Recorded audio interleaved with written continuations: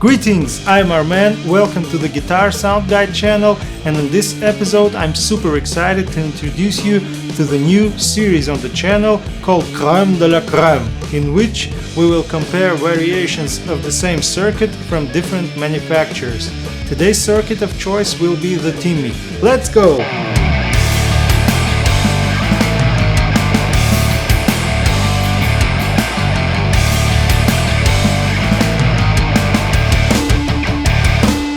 As we already mentioned in the review of the Timmy pedal created by Paul Cochrane, the effect became one of the first boutique transparent overdrives in history. The foundation of the pedal sound, according to the description on the website, was the favorite amplifier of the author of the circuit. The model is not specified, but the opinion has become established on the internet that it was a Fender combo from the blackface era.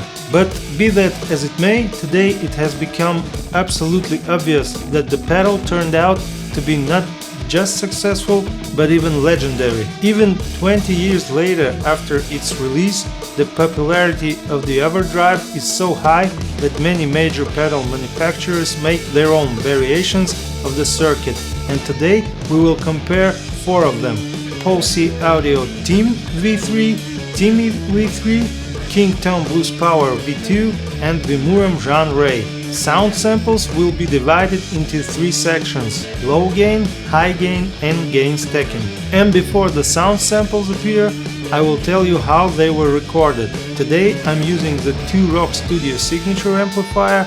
The head is connected to the THD hot plate attenuator and then to the rev cap equipped with one 12-inch WGS ET90 speaker. The sound of the cap is captured by 2 microphones, a dynamic Sennheiser E906 and the Ribbon Soundtronics Delta 2. And as an audio interface I use SSL12 from Solid State Logic.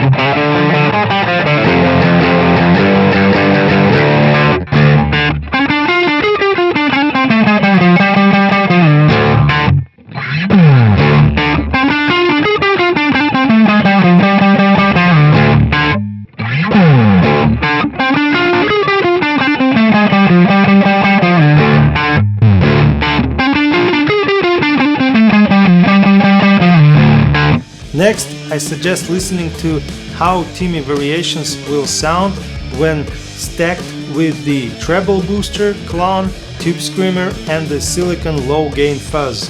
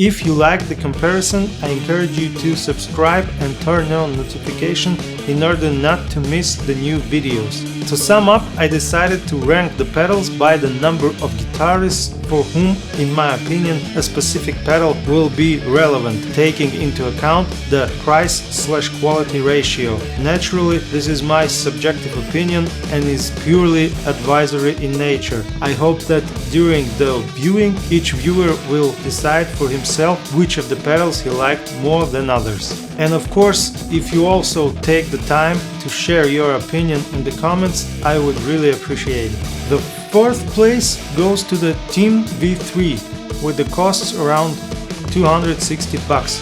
In my opinion, the least popular of the four among the modern guitars will be the Big Tim, due to a combination of three factors: cost, size and functionality. As we already noted in the Big Tim's review, it will be best revealed as a part of a small pedal board for 5 or 7 effects built around the team's effects loop, tied to the boost button.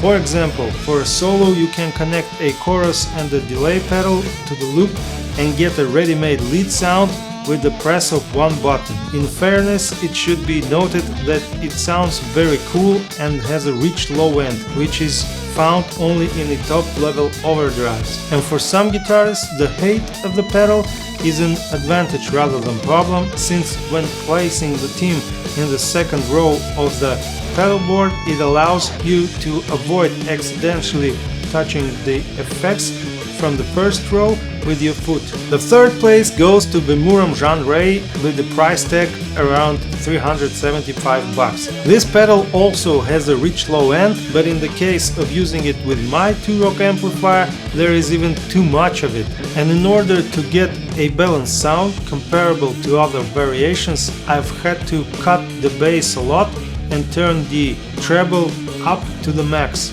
But with brighter amplifiers, for example Vox, Orange and Marshall, I think it will be easier to get balanced sound. Regarding the high gain mode activation, that is on the Tim done by a separate button and on the Timmy by a mini switch, which in case with JanRay is done by a trim pot called saturation that is located on the top of the pedal, which is not very convenient to configure. This technical solution deprives us of the ability to quickly switch between modes during, for example, a live performance, which is a significant disadvantage compared to the competitors. Thus, with a significantly higher price tag of $375, we get less variability. Now, don't get me wrong, the Vemuram JanRay sounds great by itself, but in my opinion it cannot withstand the competition. In the second place is the most available version of Timmy from the lot. At a cost of $240, it offers a lot. It sounds great, does not take up much space on the pedal board, offers 2 sound options, low and high gain, and in addition it can be powered from both 9 and 18 volts, opening up a lot of possibilities for gain stacking with other overdrives. And if you would like even more variability from the Timmy V3, be sure to check out Klon Blues Power V2. In addition to all mentioned above options, the overdrive also have a mini switch called Pre-Clipping EQ, which offers 3 sound options: warm, glass and edge. And if this is not enough for someone, on the top of the pedal there are 4 dip switches, which offer a whole palette of pedal sound options: punch, transparent, clear, scoop, cranked and Klon. Add or cut lows, push or scoop the mids, increase or decrease overall brightness of the sound. Everything your heart desires can be done if you take the time to study and digest the manual. And all these upgrades are offered for a very reasonable increase in price, in the amount of only $60. Based on the above, the first place goes to the Klon Blues Power V2 pedal, which at cost of $300 is, in my opinion, the most versatile variation of the Timmy circuit to date, created according to the highest standards of modern pedal building.